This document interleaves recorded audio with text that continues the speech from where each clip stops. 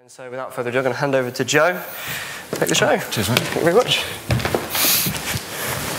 Hello. So I'll get my excuses in early. I've only took this on yesterday, so if I look like I don't recognise some of the slides, it's because I don't. So the project that we took on, it was something that John Hale had wanted to look at. The project was actually carried out by GRM, whereas I think a lot of the projects that have been done today have been them doing it using GRM software. But this was GRM doing it using their software. It was to look at optimising clutch housing in one of our vehicles. I'll go into the slides to make it a bit clearer.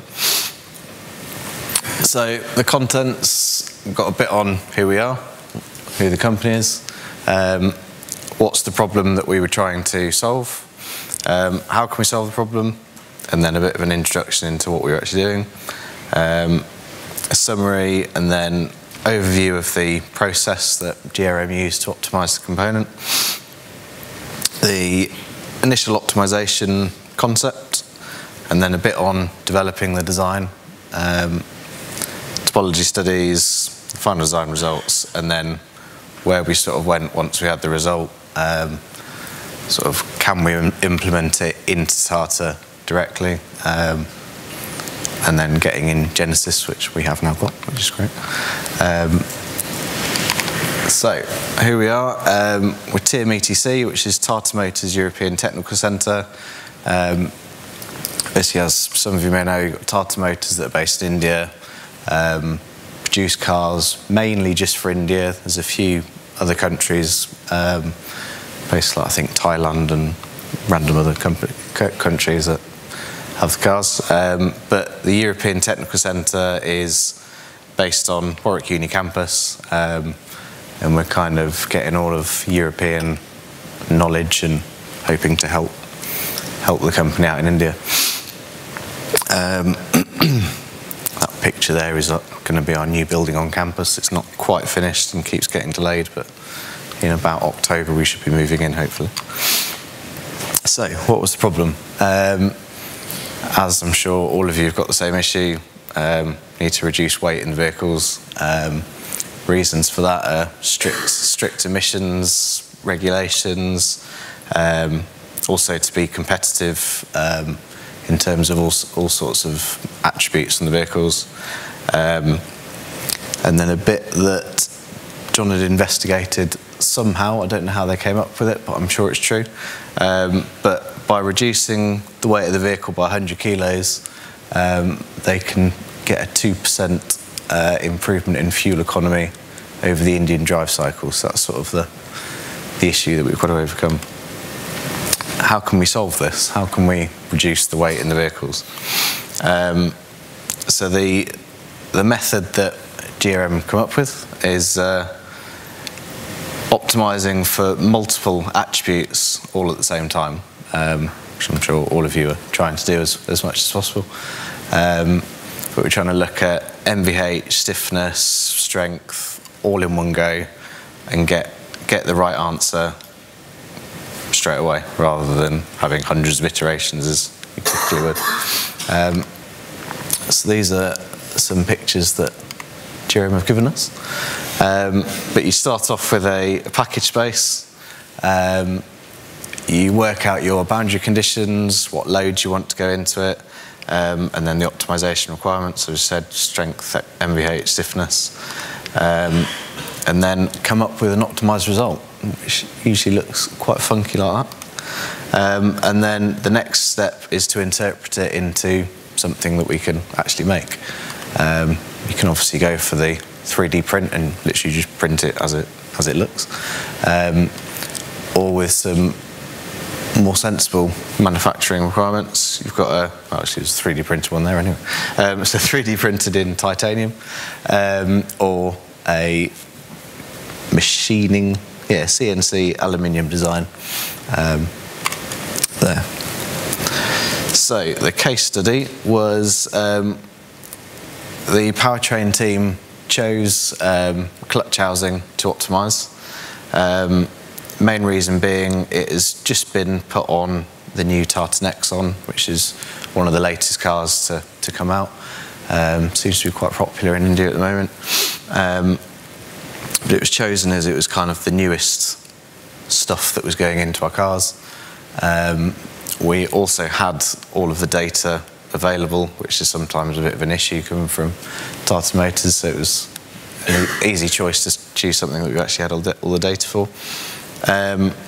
We wanted to optimise it, but using the same material, so we didn't want to add in a complication to the project of using any different materials that then may have issues with costs, because it's very difficult to increase any of the cost in the cars because of the cheap selling price out there.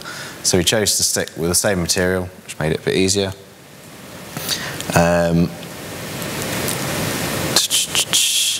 Yes, we chose GRM from the work that had been done on the Ultran project, which is a JLR drive unit, wasn't it, from the Range Rovers. We were very impressed with how they did it, so we thought we'll try it on a clutch housing as well.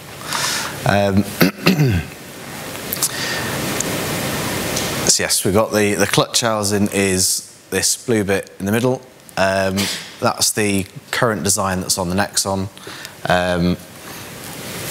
The work that they did, we started off with 6.7 kilos and got down to 5.7 kilos, which was a hell of a reduction considering the material has stayed exactly the same. There's no higher strength material or anything like that, and it's met all of the same requirements, so it was pretty impressive. So this is the process that they used. Started off with the initial design,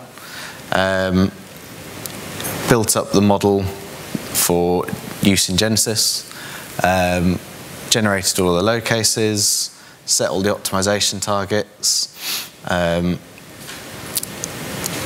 then in order to come up with a concept topology, we did it against, or they did it against, strength, stiffness and modal, and then had a few iteration loops, so interpreted design from initial topology, then had a few RDM loops to add in ribs and make sure that it was meeting all of the targets, and then a few extra steps to see if we could take any extra weight out later on, and then come up with a final design. So this was the initial design. It had bearing stiffness requirements for the internals of the clutch housing, bearing strength requirements, local mount stiffnesses for all the extra bits that mount onto it, and then modal requirements as well. And then, oh, if I jumped on. Yeah, so they first of all come up with a design space, so what area can we actually add material around all of the other engine bay components, and then come up with the initial topology.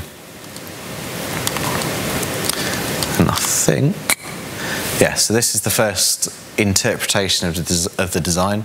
So it's taking that initial topology result and then adding in all of the other things that, like making sure it's a sealed unit, all of that sort of stuff. So it's got all of, so the previous topology, you've obviously got gaps where stuff can get in. So this one is now completely sealed and then has all the other bits that's on it. So then did an initial RDM.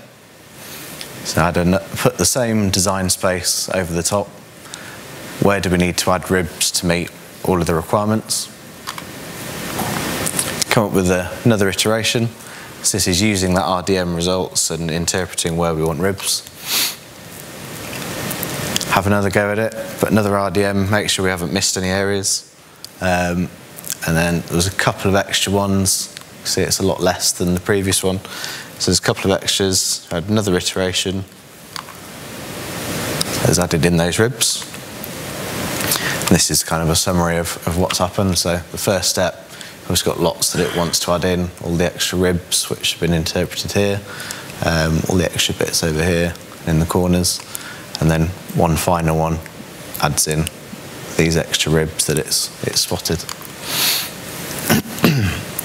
And then once we had that design, they then had another look at it just to make sure there was nothing that they'd added too much, so to see if there was anything else they could take out. And I think actually it proved that there wasn't actually much else that they could take out, so they got it right the first time. So the final design is that on the right there. It started off as 6.7 kilos, got it down to 5.7, which was a 15% reduction in weight, which, as I said earlier, considering it's exactly the same material, is a win-win, and it's cheaper as well. So we're using less material, so it's cheaper and lighter, which Tata absolutely loved when we told them about. So the next steps were, in the initial project, we didn't look at durability load cases, so things like fatigue. So there might be a few tweaks to the design later on to make sure that it passes all the fatigue requirements. We'd then ideally like to have a prototype made and do some rig tests, bench tests, and engage with a preferred manufacturing partner. But I'm sure we make that in-house. I'm not too sure what that comment is, but we do make it in-house usually. Yeah, perform rig testing and then confirm all of the CE, make sure it was all spot on, and then also have it mounted into a transmission, and then eventually into a car, and have it on the road. Make sure it's all working properly still. And then the next bit is getting Genesis in-house and actually doing it ourselves, which we now have Genesis, so we should hopefully be able to start doing things like that in-house soon. So in order to, and this slide was actually created before we had Genesis, so, but before we had it, it took quite a lot of selling to the seniors in the company to get Genesis in. We have Optistruct as well, which I'm sure a lot of you have had this issue before. We've had Optistruct in the company through Altair tokens, and because we've already got the tokens for things like HyperWorks, it was a bit of a push to say, look, Optistruct isn't quite as good, we want Genesis. We finally managed to persuade them, and the way that we went about it is I did a load of benchmarking studies, taking things like a knuckle, took a subframe, and then we also took a body in white and basically did a load of optimizations in Optistruct, a load of optimization in Genesis, and just proved how much better it was in terms of not just weight, it was also a lot quicker to get the results as well. And the bottom one, you can't even do in Optistruct. It's the RDM function. I mean, it's probably physically possible, but it would probably take weeks to set up the model, whereas in Genesis, it's a few clicks and 30 seconds later, you've got an RDM design space and you can find all the best places to optimize your body. So it is a lot better. So the challenge is rolling it out, as I've kind of just already said. The company had to be willing to change. They weren't willing to do anything until they did all the benchmarking studies and actually had all the numbers in front of them and said, look, you'll get lighter designs, we'll get there quicker, so you'll use up less of my time. Genesis is also cheaper than Optistruct, so it was financially better as well. Better capabilities. Personally, I find it a hell of a lot easier to use. Seems a lot more intuitive than Optistruct. And after going on an Optistruct training course and having been on Genesis ones and given them in the past, it's a hell of a lot easier to learn it from nothing as well. So it kind of became a bit of a no-brainer to get it within the company. As I said, we've now got it currently for 3 months, and then in July our Altair tokens are up for renewal. So we'll get rid of quite a large chunk of those and then get Genesis for a year. So. And then it will be our chosen tool for optimizations. And that is the end. I got there. Thank you.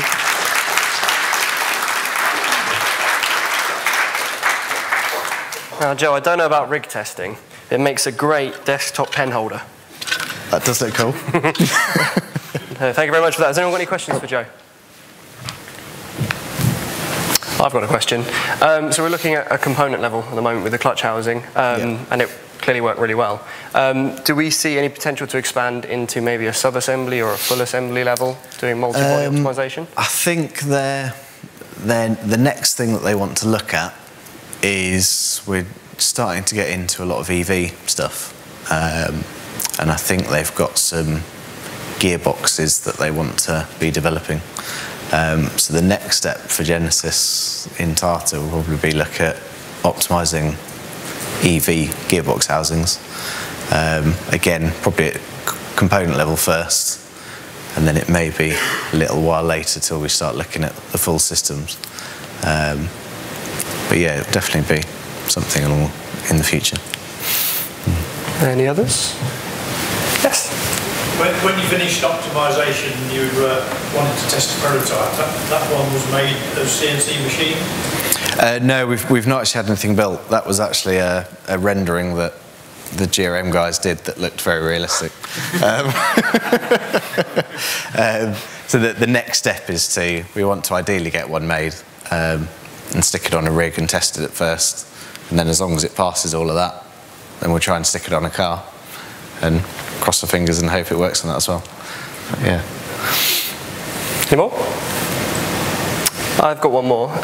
So in terms of, we've obviously followed a CAE-led design process. Yeah. Do you reckon you could quantify the time saved doing it in this approach rather than doing a traditional design stream to manufacture? It's probably, I mean, how long was your project? It was 3 or 4 months? Or longer? For about 3 or 4 months. Yeah, I would imagine probably a year at an absolute guess. It's going to be a big saving, I think. I suppose the benefit is it was all done in-house, wasn't it? So designer and optimizer could talk together. And I don't think you were completely flat out that whole time either. So it was a few months, and then versus. But there were 2 of us on it, I suppose. But yeah. Yeah. But yeah, I think the way it's done before is it was all based on people's experience. Yeah. It was, I think there should be ribs here, I think there should be ribs here. So this was the first time it had properly been done, not even just having a lot of CE, and it was a complete step change from rough guess, well not rough guess, but educated guessing to full CE-led design. Yeah, it was a hell of a lot quicker and a hell of a lot better result at the end of it. So, yeah. 2 things. 1, thank you, Joe, for stepping in. Yeah. That's all right. And 2, it's just something that I wanted to add, really, which was I mentioned at the start of the day, this presentation had something that I felt was optimised engineering design. And that slide where you went design that minimum envelope, because it's got to hold oil, and it's got to bolt things together, and then use the RDM to build it through. That's kind of a message of what I see as OED is all about. You don't go and do it at the start. If you look at the topology at the start, it's actually quite a long way from what you designed. And that's because there are other factors that you weren't considering. Keep optimization process. You don't go and design something, completely forget the optimization, and then it fails and then panic at the end. You get to just work your way and incrementally get yourself at the definitely. Which is why RDM is so good in that it's easy to keep it going all the way through the process. Whereas with a lot of other optimization methods, it is a bit harder to make it streamlined. RDM is just stick it in quickly. Brilliant. Right, we'll stick a rib there. Right, done. And then it's design as you go. Yeah. Thank you. All right. Okay, awesome. Well, thank you very much. I'm going to give you this on John's behalf. So thank you very much for coming, Joe.